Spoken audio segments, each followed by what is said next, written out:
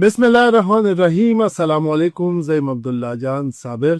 قدرمنو، پروګرام کې و مونږه د افغانستان حواله سره خبره کوو چې کله نه په افغانستان کې افغان طالبان حکومت سمبال کړی دی، نو التا حالات څنګه دي، التا انساني حقوق په کومه درجه دي، التا زنانو ته د هغې بنیادي حقوق ملاویږي که نه ملاویږي، التا د ماشومانو ژوند څنګه دی، التا د زنانو تعلیم او د هغې د ژوند چې کوم نور اړخونه دي، آیا د هغې اجازه ورکولی شي که نه.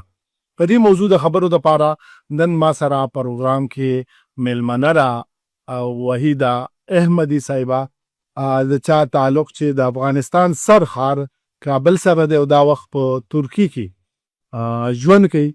دوی په انټرنیشنل ریلیشنز کې ماسټر کړی او دا وخت په پولیټیکل ساینس او انټرنیشنل پالیټکس کې پی ایچ ډي کړی.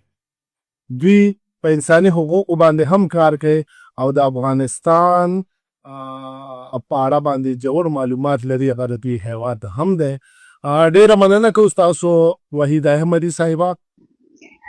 خیلی خرسند هستم از اینکه اینجا قرار داشتم و خیلی سپاسگزار هستم از شما جناب عبدالله جان صابر از اینکه وقت گذاشتین تا در مورد شرایط کنونی افغانستان، حالت جوانان و زنان افغانستان بتانیم نظریات و دیدگاه های خود بیان بکنیم.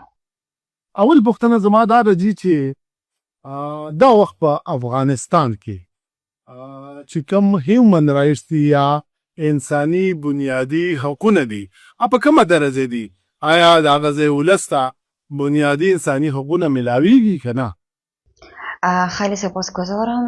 در رابطه با سوال شما باید ارائه کرد که وضعیت فعلی حقوق بشر در افغانستان متاسفانه وضعیت آنجا چیزی جز ناامیدی مطلق میشه نیست. ابتدایی ترین حقوق انسان ها از آنها گرفته شده. گویی در کشور خود من حیث یک مهاجر زندگی میکنند. موجه حقوق زنان و جوانان که نه آنها میتونن صدای خود را بلند بکنن و نه سخنی بگویند. محدود کردن حقوق آنها زندگی آینده یک انسان به هیچ وجه با طبیعی ترین حقوق انسانی سازگار نیست.